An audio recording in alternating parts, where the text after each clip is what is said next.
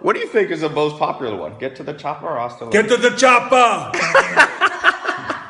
I am with the one and only Arnold Schwarzenegger, my dad and I's biggest idol growing up, and we're in the kitchen here. We've been having an amazing conversation, talking about stuff we can't share, but let's talk about Total Recall. I have it recommended in my top best books.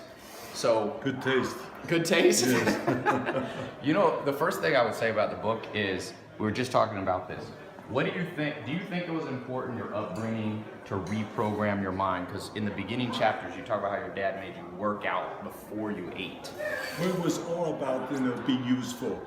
He also felt that you should earn your breakfast. So he had me go and do push-ups and to do sit-ups and knee bends and all kinds of things. Or he would just send me down to the basement to chop wood for half an hour. And then he says, okay, now you can come up and have your stirts, which is kind of like as a breakfast dish that they serve in Austria, and some, hot chocolate or whatever I had in those days.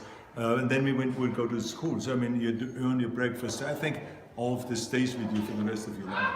Because so many people procrastinate. You don't seem to have a problem with procrastinating.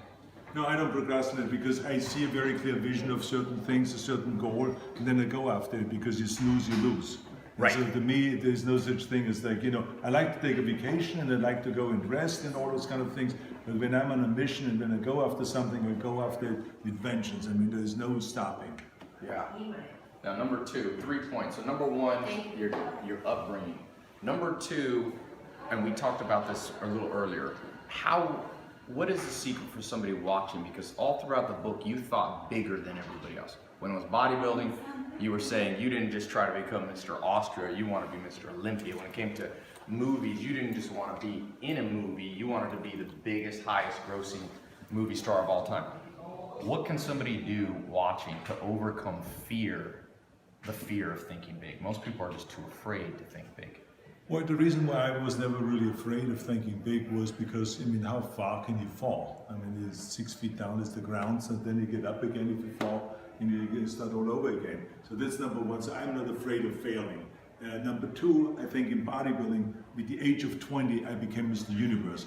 I accomplished my goals. I knew that through hard work and the various different rules that I applied to become the world champion, and having a very clear vision that I'm going to be that world champion, just like Reg Park, that was important to me. So when I did that, I realized that you can do this with anything. It takes just as much effort. It doesn't take any more effort. You just have to believe in yourself, and you have to believe 100% on your goal. And then it becomes such a pleasure to work towards that goal, no matter how big the struggle is, because you know that every struggle and every effort you put in takes you one step closer accomplishing that goal.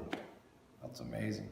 Now, number three, my biggest takeaway from the book was reps and sets, repetitions. So many people want to do big things, but they're not willing to put in that repetition, like, obviously lifting weights. But how do you apply repetitions to other things you did, like acting? You talk about things. What were some specific techniques? Well, let me just give you an example. In bodybuilding and in lifting and in sports, you learn about the reps. That the more often you do something, the better you get. So the same is also with a scene. If I study for a scene in a movie, then I do a rehearsal, not just 3 times.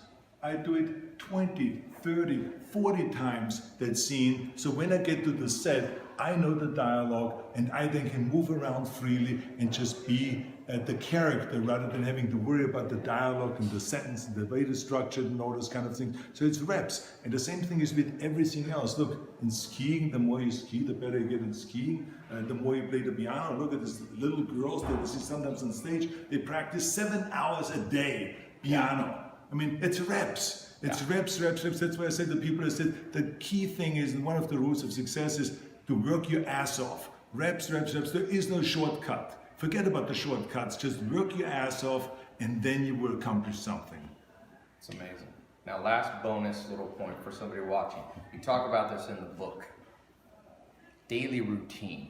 It's important that people have a good daily routine. What's a rough outline, without getting into everything, that you think a routine, and you talk about this in the book, Total Recall, a routine people can emulate that you kind of pioneered? Well, I have a simple routine. I get up early in the morning. I believe what Ted Turner said, early to bed, early to rise, work like hell, and advertise.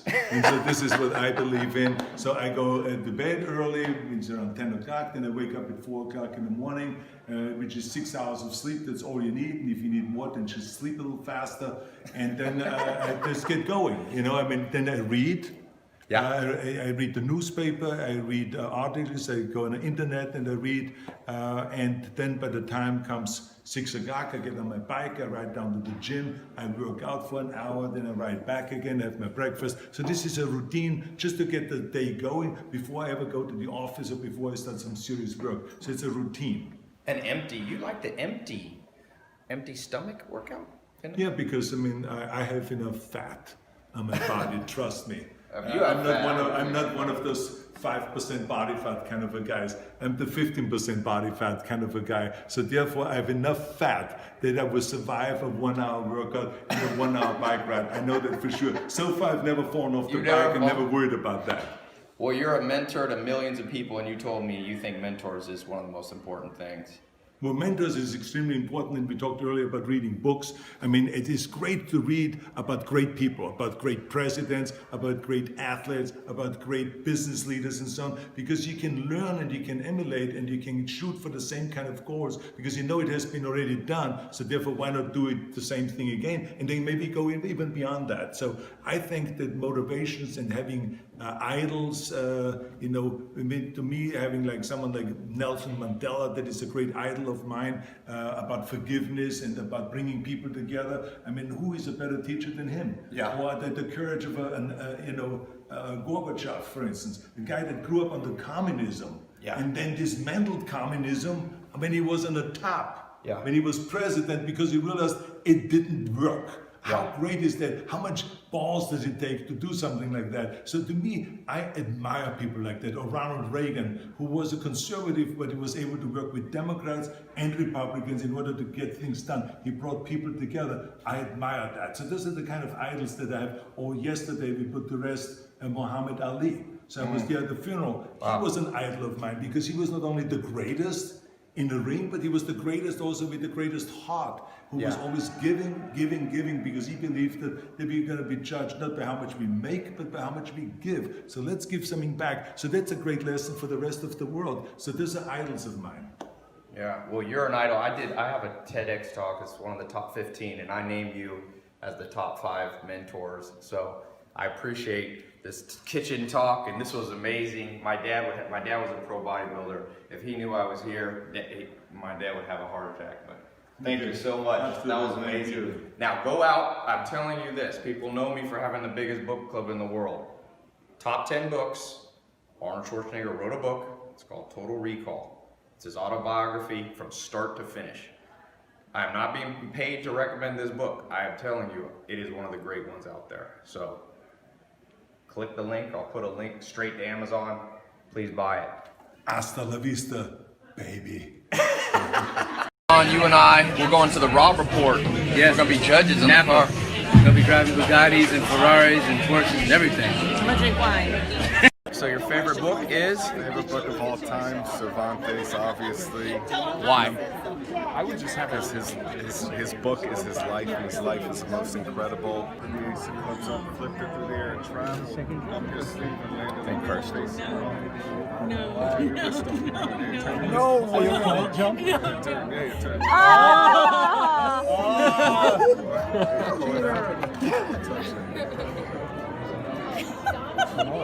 You mean on that phone? I'm not in on that. You know what I'm saying? Yo, me and Dolph had a showdown like a year ago. How my voice get in his mouth? Years of practice, years of practice. Ask you one question about books. What's the best book you've read in the last 10 years? The most instrumental, you think? In the last 10 years? Or ever. I tell you something, that I have always a difficult time when someone says the best. Because someone says, what's the best exercise? What's your favorite movie that you've ever done? I could never come up with one, but I can tell you, I enjoy in general autobiographies. Yeah. I enjoy reading about things I'm interested in political leaders, if it's Churchill, if it's Reagan, if it is Clinton, if it is, no matter what the party is. I like to read history, about American history and general history. And then I read a lot of scripts. Think big. My mind's still running through all the conversations I had with Arnold Schwarzenegger last night in his kitchen. Talked to him for about an hour. It's one of the greatest conversations I've ever had, and that's one of the takeaways. Think big. You know, he told me, he said he always thought big. He said, don't worry about failure so much, Tai. How far can you really fall? We're all only a few feet from the ground. And I was thinking, mentors. You know, he told me about his mentor, Reg Park, his first mentor. And I thought, that's what's wrong in the world. That's why it's so easy to feel lost. Who do we have guiding our way? You know, you got to go out and you have to find people.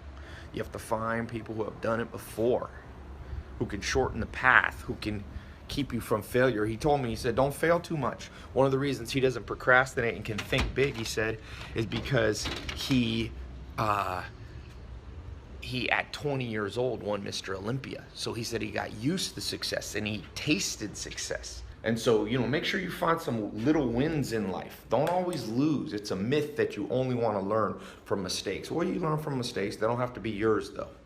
And you can also learn from wins. You know, Arnold learned from his wins. There's my dad. I told him, I said, my dad was a pro bodybuilder. My dad would love that I'm in here talking with you, Arnold. There's Arnold. 7-time Mr. Olympia. Multi-millionaire before he was 30 in real estate. 2-time California governor, not a man without flaws. We all have flaws. I always think of that saying, let he who is without sin cast the first stone. But what he's achieved is something you and I can learn from, you know, and so much of life becomes nitpicking and you bring up people's names and people go, oh, he's not perfect there, he's not perfect there. I'm like, yeah, but have some respect. Have some respect for somebody who did stuff. Saw he's a philanthropist, you know, and he genuinely cares. Took the time out to talk to me. Didn't have to talk to me. I wasn't paying him to talk, you know. He told me, he said, Tai, he likes to work out on an empty stomach. I said, why? He said, because he always figured he had a little bit too much fat. So I'm in here in the gym, gonna follow his level. He said he didn't procrastinate. He learned from his father the value of not just being lazy, always having something to do. He says he likes to wake up, he likes to read a lot, gets up, he gets active, always doing something, you know?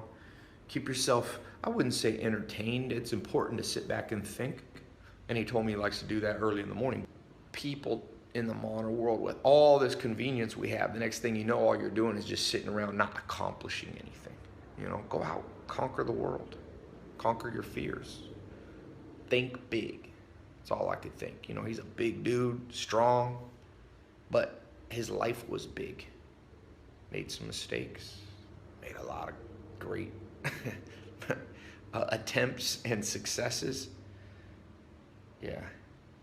I'm gonna post the full talk we did here soon, but just thought I would post that while I was walking in here and get a little weights going. Whenever I learn something from a mentor, I try to immediately put it in practice. Even if I won't do it exactly like, you know, perfectly, obviously people are different, but try to become an action taker. You hear something, you read a book, do it. Try it. Arnold Schwarzenegger tells me he likes to work out before he eats breakfast. Hey, can't get a better piece of advice from a, you know, man who achieved, like I said, 7-time Mr. Olympia. So, who's your mentor? How big you thinking? How much do you fear falling? Watch from my video. I'm gonna post the full talk, most of it. Some of it's private, but post a good bit of it. All right. Oh, by the way, leave me a comment. Comment on something you've been putting off that you know you should do.